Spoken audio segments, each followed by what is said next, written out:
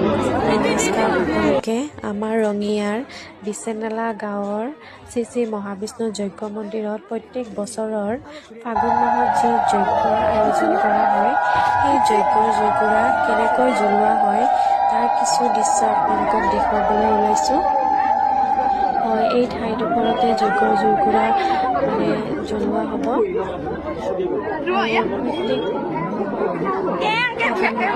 এই যজ্ঞটো আয়োজন কৰা হয়। বহুতো মানুহ এই দৃশ্য চাবলৈ আগ্ৰহেৰে ৰৈ আছে। হয়, এতিয়া পূজা আৰম্ভ কৰি আছে।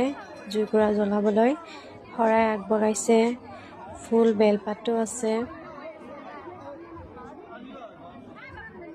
লাহে লাহে সকলোৱে মংগল উৰুলি দিয়া আৰম্ভণি কৰিব।